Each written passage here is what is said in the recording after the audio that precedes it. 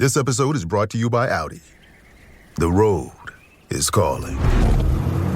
Embrace the thrill of the drive with the all-new, fully electric Audi Q6 e-tron. Featuring effortless power, serious acceleration, and advanced Audi tech. It's not just a new EV. It's a new way to experience driving. The all-new, fully electric Audi Q6 e-tron is here.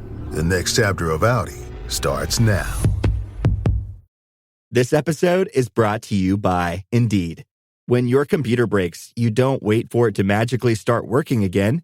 You fix the problem. So why wait to hire the people your company desperately needs? Use Indeed's sponsored jobs to hire top talent fast. And even better, you only pay for results. There's no need to wait. Speed up your hiring with a $75 sponsored job credit at Indeed.com/podcast. Terms and conditions apply.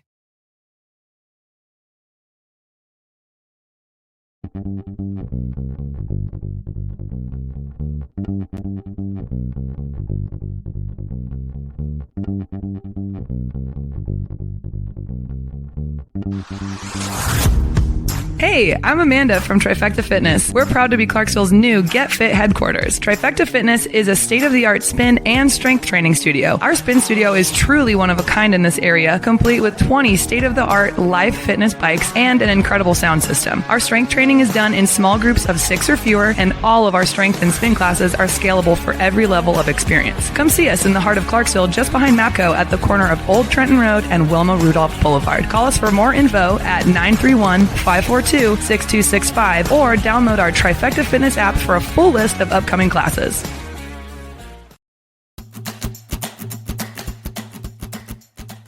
This message is from the U.S. Department of Veterans Affairs. Did you serve in the military? If so, you can obtain a free lifetime pass to more than 2,000 federal recreation sites. These sites are located across more than 400 million acres of public lands, including national parks, wildlife refuges, and forests. The lands host activities to fit any lifestyle: hiking, biking, fishing, camping, and much more.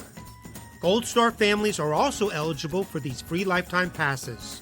Plus, they cover entrance fees for a driver and all passengers in a car, or up to 3 additional adults at sites that charge per person. Obtaining one is easy. Just go to the National Park Service website, nps.gov, or the National Park Service app.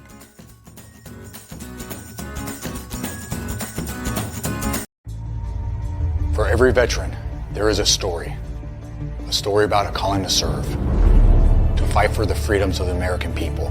And every story has a struggle, a sacrifice, and invisible wounds.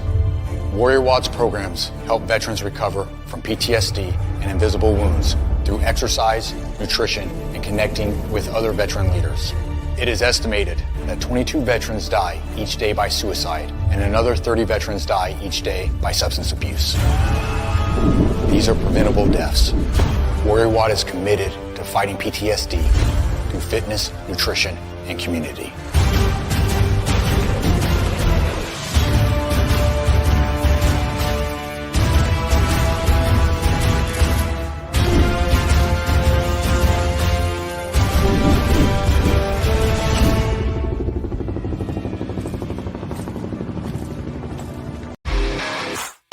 All right.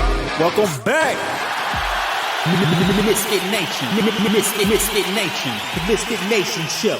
We are a show founded by a veteran and hosted by 2 veterans and a military spouse. Our mission is to get people to tell their stories to the world. If you're an author, share your tips with the Misfit Nation. If you're a musician or an actor, our audience needs to know how they too can get into the business.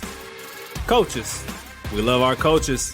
Come on and share your tips with the Misfit Nation to help them become better versions of themselves. If you are a corporate leader or an entrepreneur, come on and show how you did it and how hard you have fought for success. If you are a veteran, first responder, or Gold Star family, we would love to have you come on and share your story with the Misfit Nation. We always have time for you. If you're feeling down, alone, or starting to see the darkness, stop. Think about those who are around you. You are not alone. you will be missed. If you feel like your problems will be a burden to those in your inner circle or feel embarrassed, dial 988. If you are a veteran, take option 1. We need you to keep pushing forward. Don't make a permanent solution to a temporary problem. If you are a new listener, welcome to the Misfit Nation show. Be sure to subscribe to our show on your favorite podcast app. Also on our YouTube channel at _MisFitNation. Subscribe and click the bell to keep you up to date on our latest episodes and all of our news. You can also find us on Heroes Media Group and About Face Radio. Now, let's get to the show!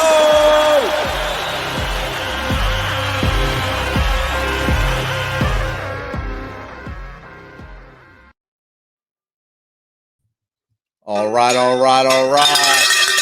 Welcome back to the Misfit Nation. It's our Thursday after dinner show. Thank you for taking some of your time tonight to hang out with us. I know the semifinal is on with Notre Dame and Penn State. It's deep in my heart. I'm not watching the game right now, but I know that Notre Dame is doing great. So let's keep up the positive vibes, the positive momentum. We do have another bad news story, of course. Prayers out to those in Los Angeles with the fires.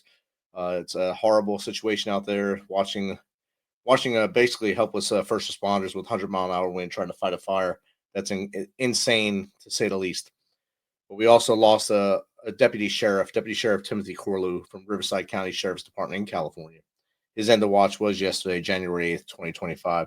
So keep all of Los Angeles, and especially his family, friends, and peers in your thoughts and prayers as they go through a very tough time right now with the fires and with the loss of the deputy. Tonight we have a great guest coming to us from Australia. So another guest from Australia. So this is awesome. She's a transformational online business coach, redefining the coaching industry. From building a 7-figure software company to pioneering scalable, wisdom-driven business models. She shares her journey of blending spirituality, technology, and business. Discover how she helps entrepreneurs create thriving online academies, monetize their expertise, and embrace AI to amplify success. So without further ado, let's welcome Mary Henderson to the Misfit Nation. Welcome, Mary. Hi, Rich. I'm so happy to be here, and I'm really excited about today's interview with you. So thank you for having me. It's awesome to have you here. And I always think it's great when I am able to connect with people from so far away from tomorrow, really. You're in the future. So it's great to have you here. And if you have any stock tips, anything you know what's going on, please share it with the Misfit Nation as we go through tonight. All right.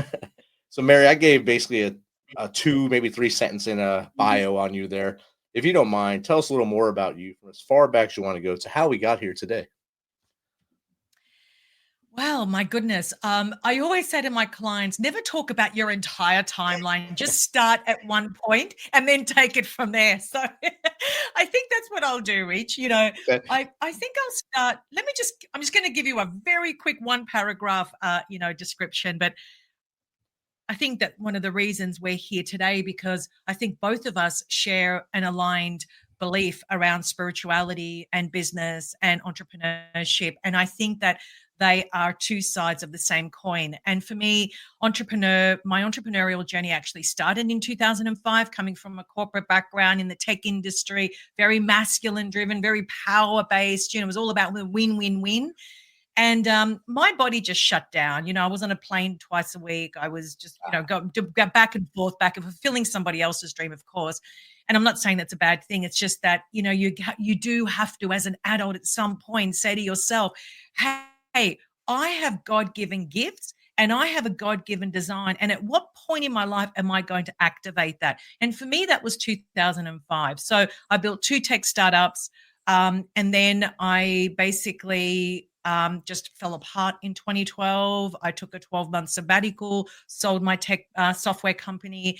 And I was like, okay, well, what do I do now for the rest of my life? And I really, really am passionate about wisdom and protecting it, but I'm also passionate about activating our internal gifts and also our experiences in both professional and personal. And the question I had for myself is, how do I activate that? How do I package that and take that to the world and then help other people?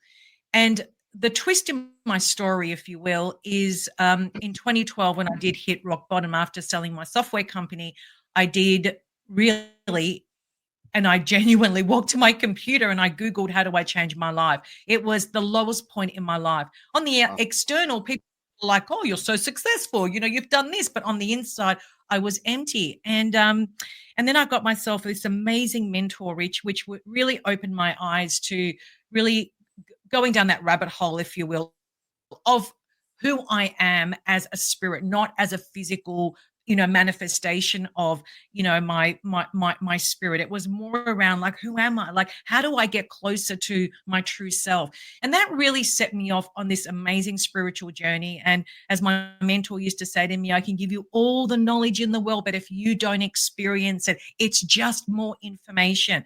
And, Rich, all of the stuff that I've learned over the years, it's amazing that what you learned 10 years ago, you experience 10 years later, but it has to be like that. So in a nutshell, I think that the way I really, bring my unfair advantage, if you will, maybe my uniqueness, whatever you call it, is just that connection, or the package, if you will, of spirituality, strategy, entrepreneurship, and AI. And how do I merge that together and make it delicious? And so hopefully that's answered the question. It does, man. That's a good way to put it. How do you make that delicious with all that stuff, everything going on? People are so afraid of AI due to unknown fears. Basically, we're watching too many sci-fi movies, I guess, and AI is really scaring probably half the population of the planet, while the other half saying embracing it with like things like Chat GPT or anything. And there's a lot of other tools out there besides Chat GPT now, but there's so many things you can do with AI to enhance your business, to enhance your life. How did you start to embrace it? Oh, 100%, Rich. I love that. I'm so glad you've started there, because you're absolutely right. I think that there's two schools of thought. There's a lot of people that are using AI to cut corners, to stop the thinking process. It's like, oh, if I get AI, it can do all my marketing, it can do all my content, it can do all my customer service. And yes, it can, absolutely. But the human element of AI is critical. We have to remember that AI mimics humanity. It's not the other way around, okay? AI needs humans in order for it to function and survive. So if we understand that, then the next part for me was, I have really smart frameworks, because I come from a software background. So naturally, I think like an algorithm. So a lot of my frameworks are very algorithm driven. So the question I asked myself is, hey, could I use AI to help expedite the outcomes that my clients my clients get when they work with me, based on the specific steps, rather than spending days, hours, weeks? Could we do it in minutes? And that's how I started to explore AI, so it can work to my advantage. And then, of course, to my clients' advantage. It's how do we give AI a framework, tell it to work with that framework only, input the data, tell it to only work with that data, and how do we actually get it to help us organize and create an intelligent outcome that gives my clients unfair advantage. And because of that, Rich, I have been able to collapse my coaching, my group coaching programs that were 12 months to 12 weeks to now 4 weeks.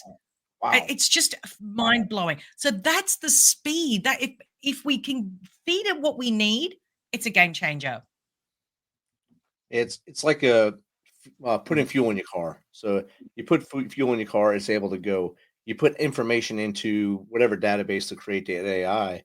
The AI will give you an answer or a solution possible to your problem. And I think the disconnect is where people watching too many TV shows, basically, and thinking that the world's going to end if they press enter, or that someone's always watching them and things like that. And I think you just explained that very well. Yeah, I think I have to agree with you. I think that, unless you're, I think also, Rich, you have to have a purpose for it.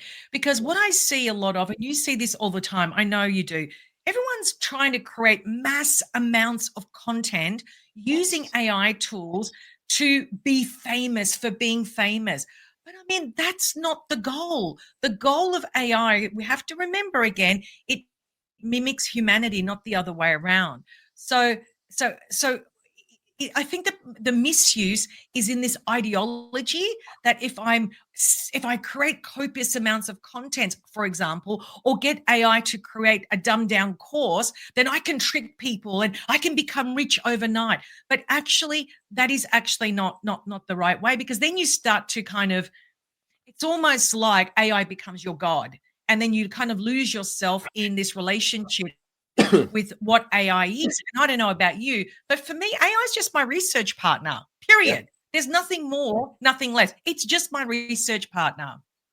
And I'll put in the words I think are good to make like a description for the show.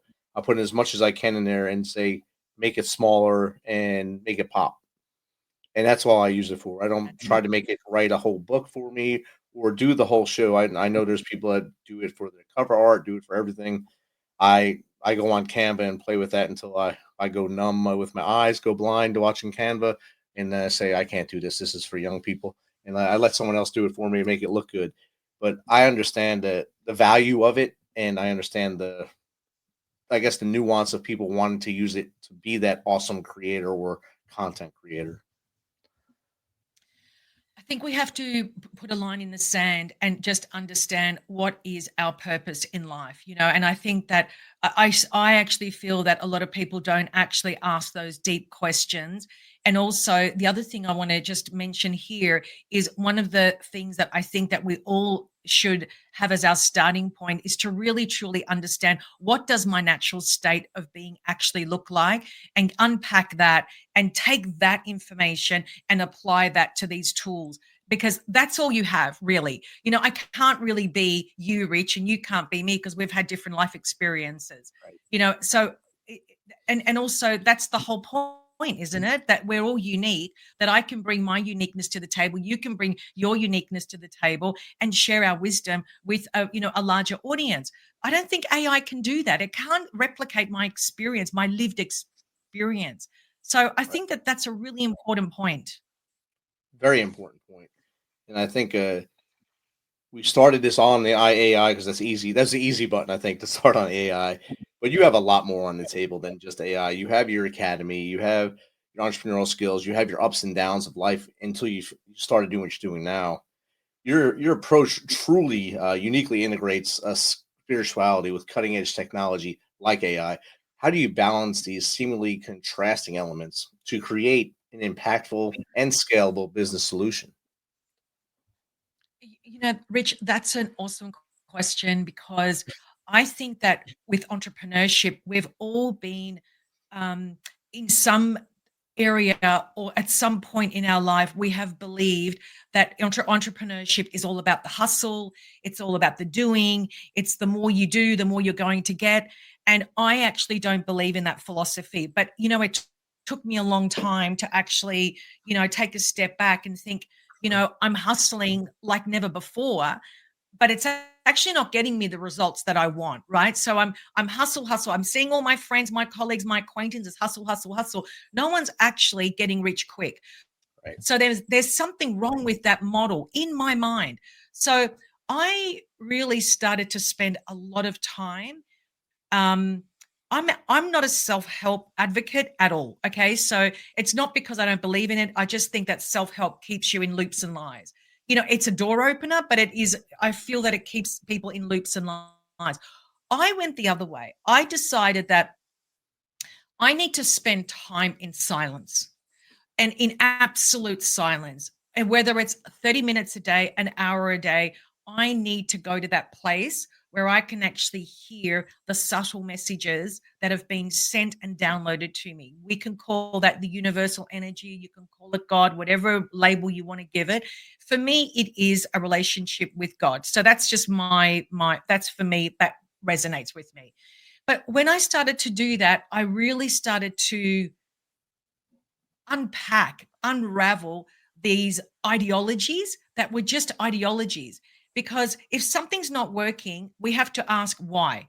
And then when I went the other way and I started to balance this notion around spirituality, spending time in silence, taking note, unpacking those ideas, the notes, the downloads that I was getting, questioning those. It took me deeper and deeper and deeper. I think in your promo, you've got a program where you talk about the power of intimidation, the root of intimidation. And I love that study. I've really spent a lot of time in that space because I also believe that that's an ideology. We just keep buying all these ideologies that create the veil. So the key to me and entrepreneurship is to remove the veil as much as we possibly can. And this is a day-by-day process, but it does require silence. And when you're in silence, it means that you're not doing, you're just being, you're in stillness. And does it mean that you don't take action? Absolutely it does.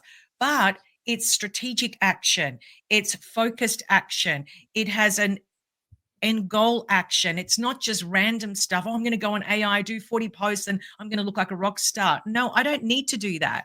So I had to go into that place of stillness, Rich. Do you know that's really scary, actually, because it's the unknown. It's like, whoa, I'm not doing anything. Like I'm just sitting here. It's like I'm wasting time. But the more I got into stillness, the more I realized that was the way. And something that they don't teach us at school, unfortunately. I wish that they did, but they don't. I think that this is the unraveling of understanding who you are at your core. Definitely, 100%. And I know here in the States, if you say you're spiritual or spirituality, people kind of shy away from saying anything with spirituality. And I think it's also just like AI, it's a misunderstanding. It's a misconception of what spirituality really is. They think that you're going to try to sell them things about what you believe in as far as a higher being, instead of what you believe in as far as taking care of things, or maybe meditating or something like that. It's all your spirituality. And I think it hurts some people in their business endeavors to not explain or yell at the top of their lungs that, yes, we have a spirituality approach to our business. You know what, Rich? I feel very passionate about what I'm about to say. Knowledge is truly power. It really is. And if we don't understand spiritual knowledge, I think that we actually never reach our destination and our absolute fulfillment of our core dreams. Because until I started to tap into that knowledge, everything changed for me. Everything shifted. My reality was breaking down, in chunks by the day.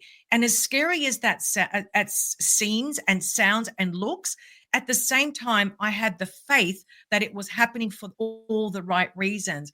And, and what I realized is that we live in an inverted world. Everything is inside out, upside down, left is right, right is left. It's all inverted. So you just made a very valid point. People are scared of spirituality, but they're not scared of AI, or they're not scared of actually doing something against their will, their soul. They'll go ahead and they'll say yes to things that deep down intuitively they know it's wrong. So my thought process is why everything that we've had to learn ourselves, we've had to unlearn the lie, which is why I call it loops and lies.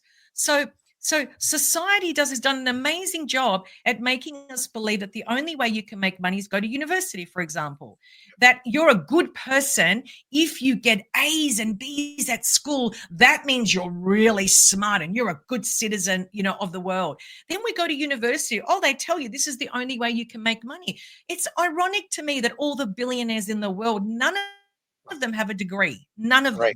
So we have to ask these questions, right? And the other thing is that why is it, Rich, that you and I have had completely different life experiences? There's no one in the world that's had a replica of a life experience. It's like a thumbprint. We also have a soul print. Our experiences are completely different.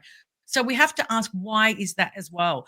So when people shy away from talking about spirituality, which, by the way, New Age has done a great job of re-languaging spirituality into New Age language, kind of normal language, right? It's like, oh, yeah, I'll meditate. But when you say prayer, it's like, oh, no, I don't pray. But do you meditate? Yes, I do. Well, that's prayer. So it's kind of, I'm just saying that, but we shy away from things when we really should be stepping head to head and asking much more pragmatic questions. Definitely 100%. And one of my friends, he did I think a whole week. He did every day he did his post on spirituality to try to poke the bear, to get people to understand that it's a good thing, not a bad thing. And the reactions were, it was mixed like with everything, but just to see him do it just so he can get those reactions was enlightening to me, just to watch what he does.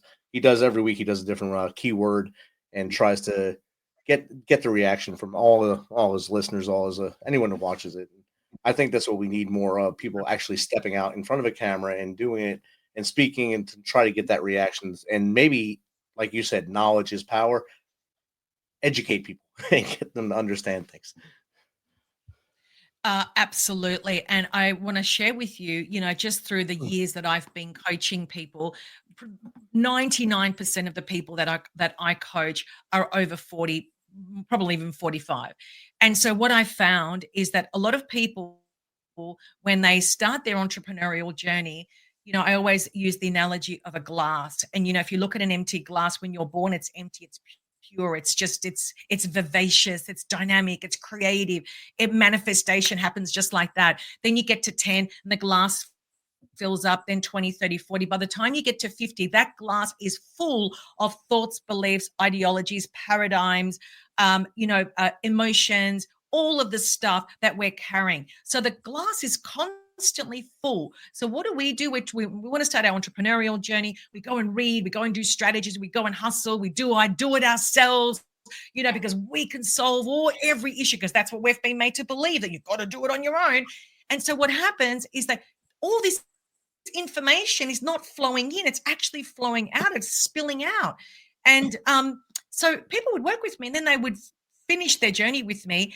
And I used to find it like really puzzling. Why do some of them go absolutely become rock stars, successful, they're just on their trajectory, while others, no matter what they do, Rich, they just can't make it work? And I really got curious about this. And that's when I realized, oh my God, they're coming into me with a glass full, trying to, make a get rich quick scheme, which I don't sell that sort of stuff. I'm an implementer. And so what I decided to do is that in my my group coaching, what I always start everything off by going deep into that cleansing process. It's like you got to empty your glass before you start to implement this information, because your body cannot handle it. So, and you could call that spirituality, you could call that new age. I don't care what people call it. I just discovered a way to actually unpack that noise and that stuff that's residing in my brain, my mind, my body, my spirit. I want it out, because if I'm going to bring new information in, I have to also take radical action to get results. You can't achieve that if the glass is overflowing with more information. Exactly. And if you keep, like you said, overflowing, you're not going to keep anything. You're just going to have what the last thing said, basically. It'll be the last thing you heard, the last thing that's on your mind. So you'll lose a lot of what's actually good there. And I think what you're doing, what you did with the academy, going from the long term down to now, you said 4 weeks, that's amazing. And taking it out of the one to one element into basically the academy element to learn. How was that transition for you, and how did you come about that? Oh, Rich, that's the best thing I did. And I think that comes back to my background, because that was our software company that I owned, basically built membership systems for the academic sector. So essentially, I've been building online academies since 2005. It's really all I know how to do, and last year I really thought about this, in a lot of detail. And I thought, I want to reinvent the meaning of owning a coaching or a consulting business. And instead of actually spending all my time doing one-on-one, which I haven't been doing a lot of one-on-ones probably for the last 3 years. It's more around selling, self-study programs. But last year I got really serious and I thought, I want to be 80% of my revenue, I want it to come from self-study programs and 20% from high touch.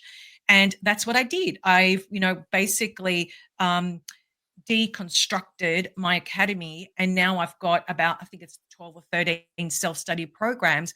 But the key is with self-study programs is they have to be experiential.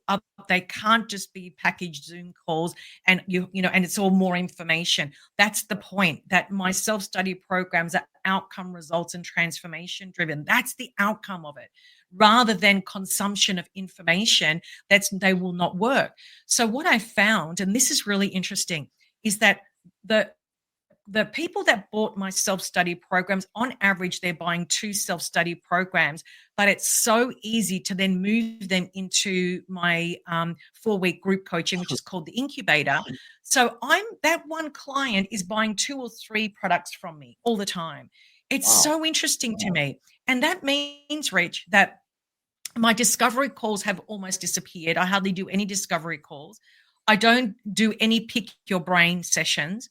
What I do is I get people to go straight to a sales page and you buy. So what does that mean? I also discovered that I'm only interested in talking to problem aware people. I'm not going to talk to pain aware, unaware people that want to stay in victim mode. You're not my customer. My customer is ready to take radical action and make change in their life. And I think that for me, that shift has been unreal. And that's what I'm trying to normalize for other people as well. Outstanding. And we got a question from the audience already. From @AnimalGuy9. What are the key principles behind building a thriving self-study program, and how does it transform the traditional coaching paradigm? Oh, what a great question. So let's break this down, because this is where I think that we really need to understand the fundamental frameworks. A self-study program, as I said, doesn't start from, what can I create and package and sell as a self-study program or an offer, or whatever language people decide to use. It actually starts by building a very solid foundation first. And when I'm working with my clients, the way that we unpack all of this is we unpack all of their life experience, and then we convert that into what I call the macro solution. You can call it a signature solution, you can call it whatever you like, but it is the foundation of where we go from there. The second part from there is to understand who are my avatars. Now, this is a different language than niching down.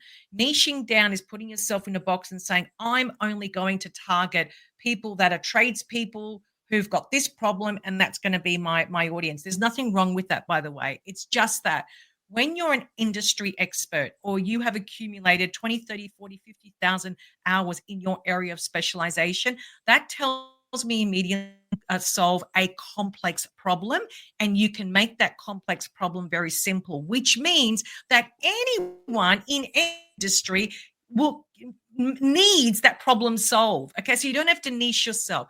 We actually talk avatars in my world. So typically I would say that there are 5 avatars that we sell to. Each avatar has a different need, want, and desire. So understanding your audiences is fundamental, because that will also help you then go into the next part 3, creating micro and nano self-study programs that require 0 one-on-one coaching. Once you've identified your avatars, then you can actually understand what is the problem that these people need solved. From there, we create a customer journey path, which is critical, because this is how we get that one customer to buy 2 or possibly 3 self-study programs, or you can move them into your high ticket program. But the customer journey needs to be strategic and deliberate. You can't just say, I'm going to create this offer and then next week I'll do, but there's no connection. So there's that part as well. And then, of course, we need to have our email nurturing sequences. I typically will only do an email nurturing sequence for 7 days. If in that 7-day period somebody hasn't bought to the next logical step, then it means that there's no urgency. So I'm not going to go and spend 50, 60 days trying to hammer that person to buy it. If they don't want it in 7 days, they don't want it right. Doesn't mean that I can't sell them something else next month. And I think this is the key, Rich. It's the content strategy. The content strategy is critical, because this is where we have to dial in messaging and really understand how to start a conversation with the problem aware avatar. And this is it's absolutely, it's a game changer. The psychological triggers that you want to incorporate in your content. But here's the thing. I think that with content and messaging, it's not about, and I wrote a post about this yesterday. Know, like, trust is now replaced with know, love, buy.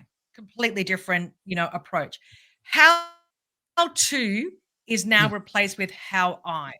So the content has changed from let's just do what the gurus tell us to do to I'm just going to talk about my experiences and that's it, because that's all I've got. And that is a game changer. So that's kind of the stack. Hopefully that makes sense. And then, of course, you need to house the self-study programs. And there are so many options to do that, from your Kajabis to cloud services to actually hosting it yourself. I actually host mine myself because my ultimate goal, especially when I'm working with clients, is to build an academy that can be acquired in 3 to 5 years. So there is a very specific way that we create those type of academies so they can be ready for acquisition. So hopefully that answers the question. I think it did. They haven't said anything bad yet, so I'm sure it answered what they were looking for. We got another question in there. Something I don't even think we've talked about much yet, but here we go. How can entrepreneurs ensure their offerings are authentic and resonate deeply with their audience? And that's from @Jen E. DeBlock on X. Perfect. Okay, the first thing about authenticity and your offerings is this, and this is the biggest takeaway that I can give you, is when you're creating an offering, it's actually first and foremost, it's not based on your avatar or your audience. That's actually the effect of the cause. The first step is to create offerings that are only based on your experience. In other words, that it's your natural state of being. You have actually experienced what it is that you're selling, because it's so much easier to sell that with conviction. And then once you've done that, then you actually decipher, okay, who actually needs this problem solved that I know how to do with ease and grace? And this is where we have a big problem with AI. People going into AI saying, oh, just create me an offer on how to make Instagram reels go viral, for example. But if I have not experienced that, how am I going to sell it? It doesn't make sense. This is what people are doing. Only sell what you can do for sure. Trust me, there is so much opportunity, even just for the most micro nano solution that you know how to do inside out. There's a massive audience waiting to solve that wants that problem solved.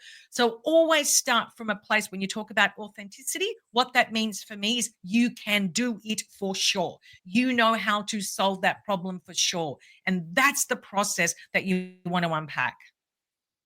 Outstanding. I felt your passion in that answer. That was awesome.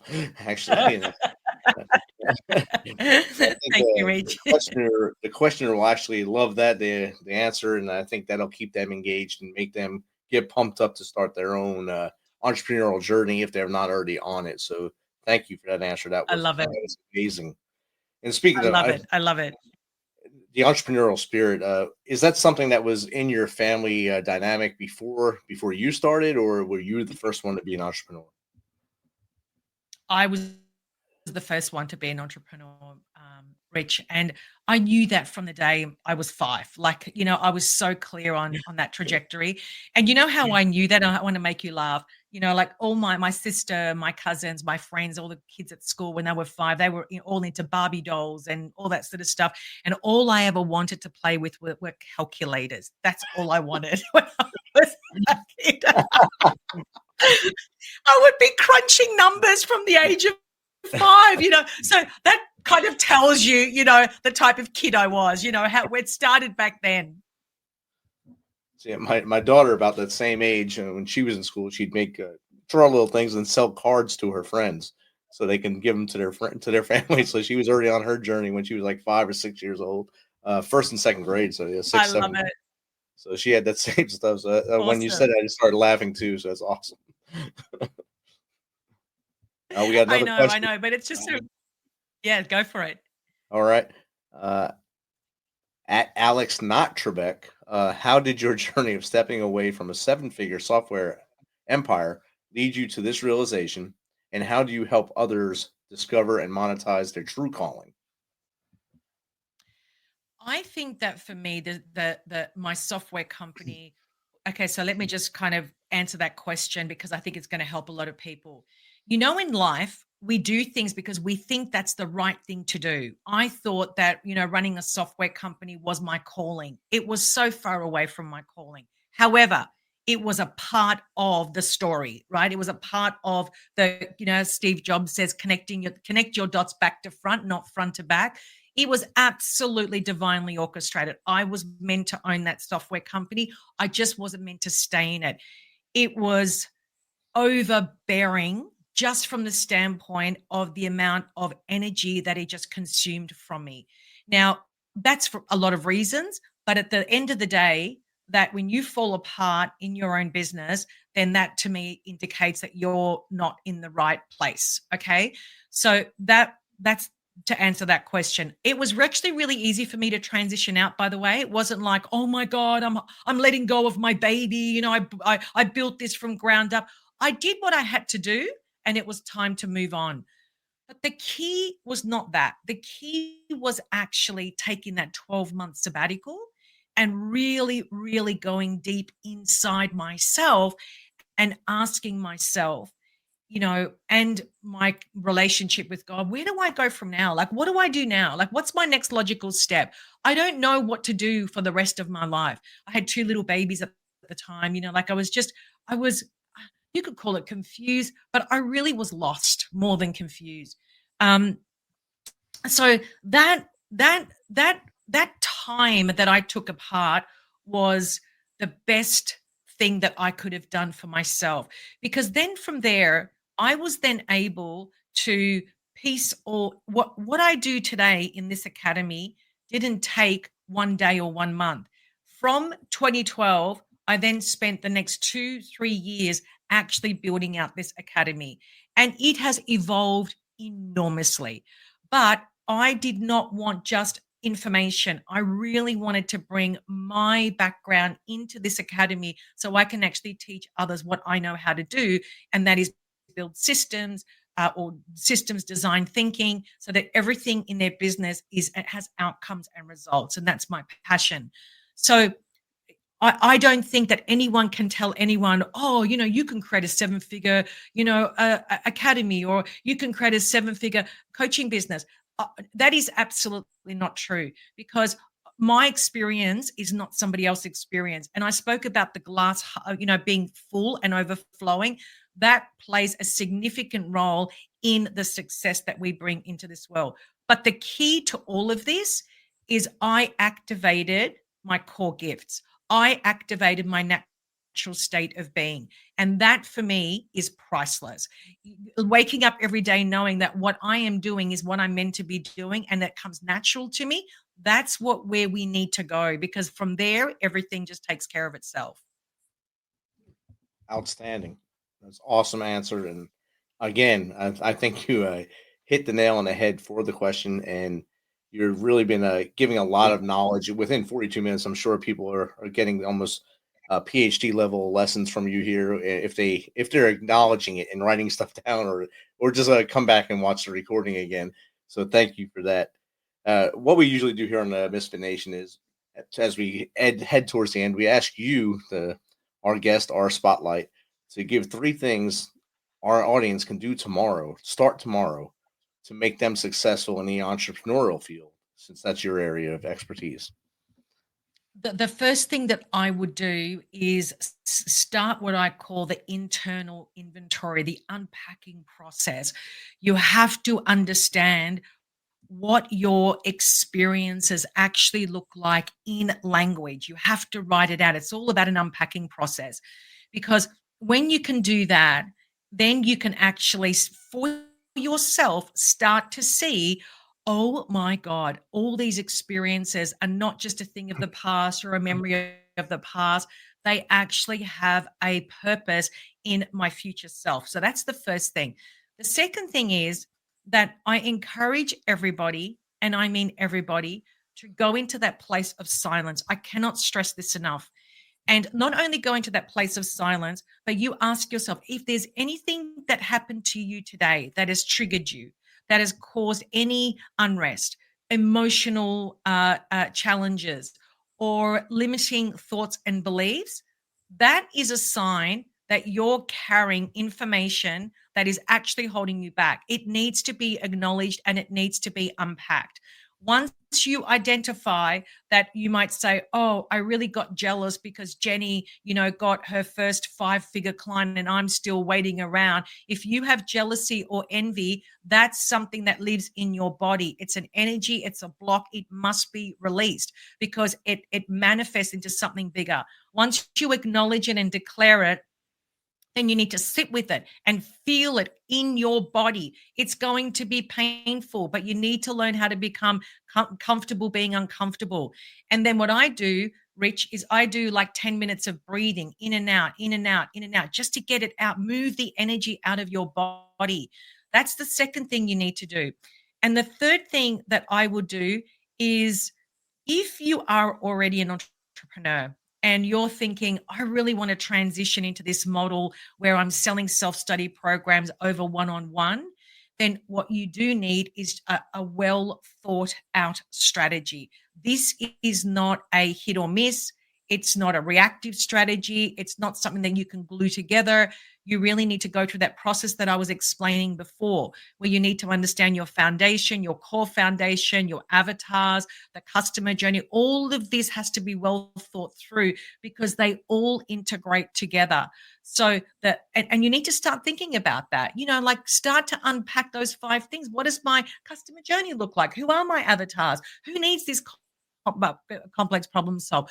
Go deep and unpack a web that already lies within us. Like, we don't even need the external validation. You've already got it. It's just understanding that process. Outstanding. Mary, thank you for that. Thank you for everything you taught us tonight. If the audience wants to get in contact with you to either pick your brain like I have tonight or maybe hire you or get you on their show, what's the best way to contact you? Oh, please email me, Mary at maryhendersoncoaching.com. You can get me on LinkedIn, Facebook, and Instagram at Mary Henderson Coaching. Awesome. Thank you again for taking some of your time tomorrow to hang out with us and give us some tips, tricks, and share your vast knowledge. It's been awesome. Thank you. And I wish you nothing but the best in the future. Thank you, Rich. Thanks for having me. Have a good day.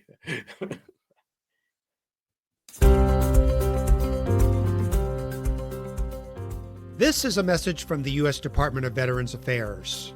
Got a question about your VA benefits, healthcare, or eligibility? Go to va.gov, where you can access a new interactive chatbot to ask questions 24/7.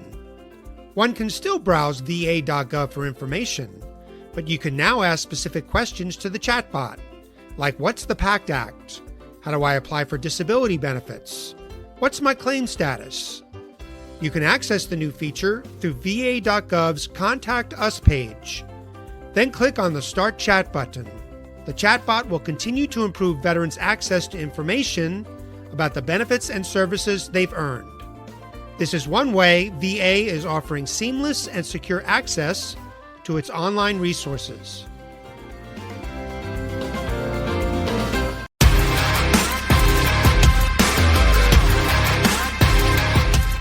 Thanks for checking us out and being a part of the Misfit Nation show. Don't forget to visit our website at themisfitnation.com.